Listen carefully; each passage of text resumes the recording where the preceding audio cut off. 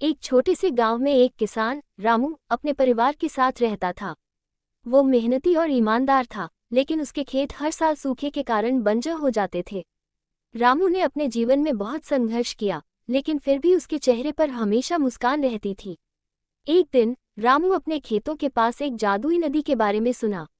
गांव के बुजुर्गों ने कहा था कि वो नदी कभी सूखती नहीं और उसमें बहने वाला पानी अमृत के समान है।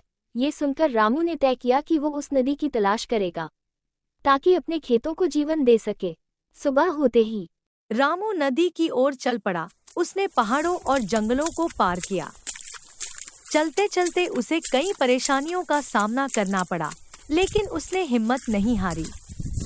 अंततः एक सुनहरी सुबह वह उस जादुई नदी के किनारे पहुंचा।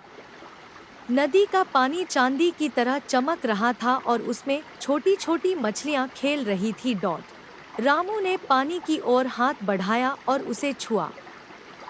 जैसे ही उसका हाथ पानी में गया, उसे एक अद्भुत अनुभव हुआ।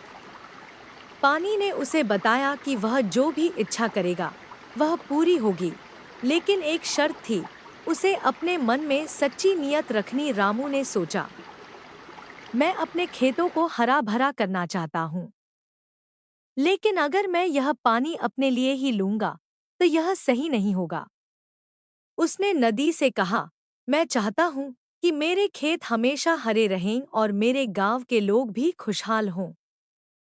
जैसे ही उसने यह कहा, नदी का पानी एक सुनहरे प्रकाश में बदल गया। रामू ने अपनी बाल्टी में पानी भरा और घर की ओर चल पड़ा। घर पहुंचते ही उसने उस पानी को अपने खेतों में डालना शुरू किया। कुछ ही दिनों में उसके खेतों में हरी भरी फसलें उगने लगी।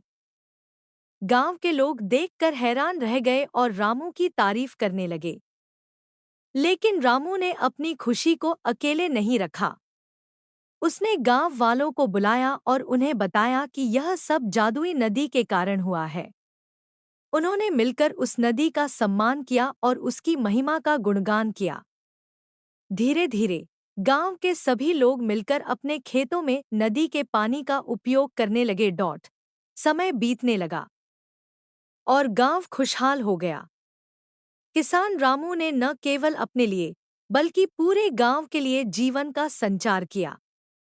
वह हमेशा उस जादुई नदी को याद करता रहा, जिसने उसे सच्ची नीयत और एकजुटता का महत्व सिखाया।